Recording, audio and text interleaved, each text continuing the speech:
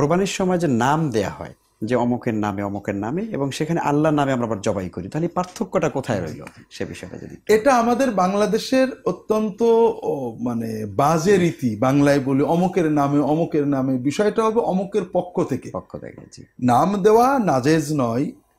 রাসূলুল্লাহ সাল্লাল্লাহু আলাইহি ওয়াসাল্লাম যখন কোরবানি করতেন কখনো বিসমিল্লাহ আল্লাহু আকবার, আল্লাহ তো জানছেন কার জন্য, কখনো বলতেন আল্লাহুম্মা হাযা মিন মুহাম্মদ ওয়া আলে মুহাম্মদ, আল্লাহ এটা মুহাম্মদ এবং আলে মুহাম্মদের পক্ষ থেকে আপনার জন্য, আপনারই দেওয়া, আপনি কবুল করে নেন। এই জন্য আমরা কোরবানির জবাইয়ের আগে বলতে পারি যে আল্লাহ অমুক অমুকের পক্ষ থেকে এটা আপনার জন্য কোরবানি হচ্ছে। নামে বলাটা আমাদের মনের বিষয়টা বিশুদ্ধ, এক্সপ্রেশনটা খুবই ভুল। কোরবানি হবে আল্লাহর নামে, আর কারোর নামে না, একমাত্র আল্লাহর নামে। আর কারোর নাম দিলে তো মুশরিক হয়ে যাবে। তবে অমুকের পক্ষ থেকে কোরবানিটা যাচ্ছে, এটা মনে থাকা বা মুখে বলাতে দোষ নেই। আমাদের একজন বোন প্রশ্ন করেছেন, উনি জানতে চেয়েছেন যে একজন মহিলার স্বামী বা তার মাহরাম ছাড়া যদি হজ যাত্রীদের মধ্যে মহিলা কাফেলার সাথে মিশে যদি উনি হজ করতে যান, তাহলে ওনার হজ হবে কিনা? হাদিসের আলোকে এটা হবে না, কারণ রাসূলুল্লাহ সাল্লাল্লাহু আলাইহি ওয়াসাল্লাম কোনো মহিলাকে এইভাবে পারমিশন দেননি। একজন সাহাবী রাসূলুল্লাহ সাল্লাল্লাহু আলাইহি ওয়াসাল্লামের কাছে যে বলছেন যে ইয়া রাসূলুল্লাহ, আমার স্ত্রী হজে যাবে আর আমি জিহাদে যাব আপনার সাথে। তিনি বললেন তুমি জিহাদ বাতিল করো, তোমার স্ত্রীর সাথে হজে যাও। অন্য হাদিসে, অনেকগুলো হাদিস আসছে, রাসূলুল্লাহ বলেছেন কোনো মোমেন নারীর জন্য বৈধ নয় তিনি মুসাফর করবেন 1 দিন রাত অথবা 3 দিন 3 রাতের দূরত্বে মাহরাম ছাড়া। তো এই হাদিসগুলো খুব স্পষ্ট, এখানে কোনো অস্পষ্টতা নেই যে সফর এবং হজের সফর মাহরাম ছাড়া বৈধ নয়। আমরা কেন যাব? যেহেতু আল্লাহ আমার বিধান দিলেন তোমার মাহরাম নেই, তোমার জন্য হজের দায়িত্ব নেই, তা আমি কেন গায়ে পড়ে যাব? এরপরও প্রাচীন ফকিহদের কেউ কেউ বলেছেন যে যদি মহিলাদের কাফেলা থাকে তাহলে যেতে পারে। এটা ফকিহদের মত, এটা সুন্নাহ বা হাদিস সমর্থিত নয়।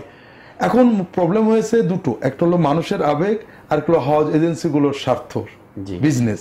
এই দুটো মিলিয়ে একজন মহিলা মক্কায় যাওয়ার আবেগ হয়ে গেছে। আমি বললাম যে অপেক্ষা করেন, আপনার স্বামী বা ছেলের সাথে যাবেন, কিন্তু তিনি এত আবেগ তিনি রাখতে পারছেন না, 2 বছর দেরি করতে পারছেন না, এটা কিন্তু দিন নয়, এটা আবেগ। আরেকটা হলো বিভিন্ন হজ কোম্পানি তারা চায় হাজি বাড়ুক, তাদের লাভ হোক, এজন্য তারা বিভিন্নভাবে এই ফতোয়াটা প্রচলনের চেষ্টা করেন। এটা থেকে আমাদের বিরত থাকা উচিত। যেহেতু রাসূলুল্লাহ সাল্লাল্লাহু আলাইহি ওয়াসাল্লাম বলছেন মাহরাম ছাড়া যেও না, না গেলে আমার গুনাহ হচ্ছে না, আর গেলে গুনাহ হওয়ার সমূহ সম্ভাবনা, তা আমি কেন? চলতি হিসাবে ব্যাংকে টাকা রাখা হলে তা অনিচ্ছা সত্ত্বেও কিছু অতিরিক্ত টাকা মূল টাকার সাথে যোগ হয়ে যায়, করণীয় কি? অতিরিক্ত যে টাকাটা যুক্ত হয় আপনার সুদী ব্যাংকে, সেই টাকা আপনি সওয়াবের নিয়ত করা ছাড়া কোনো গরিব মানুষদেরকে দান করে দিবেন।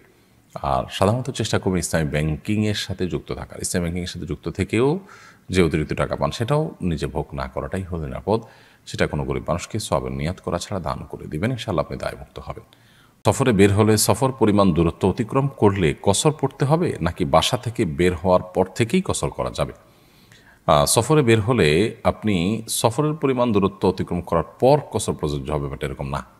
বরং আপনার নিজের বাসা শুধু নয়, বাসার পাশাপাশি আপনার নিজের যে মহল্লার এরিয়া আছে, আপনার একটা মহল্লার একটা এলাকার নাগরিক যে সুবিধা সাধারণত থাকে, এই পুরো সুবিধা সম্বলিত যে এলাকা আছে, ধরুন আপনি কোনো উপজেলায় থাকেন, উপজেলা পরিষদ পার হলেন, আপনি কোনো সিটি কর্পোরেশন এরিয়া থাকেন, সেটা এরিয়া পার হলেন, তো আপনি কোনো ইউনিয়নে থাকেন, সেই ইউনিয়ন পার হয়ে গেলেন, তো এরকম নিজস্ব যে এরিয়া আছে, এই এরিয়া যখন আমরা ক্রস করে চলে যাব, তখন আমাদের কসরের এই সুবিধা বা সফরের বিভিন্ন বিধিবিধান আমাদের জন্য প্রযোজ্য হবে এবং সবগুলো আমাদের জন্য তখন কার্যকর হবে।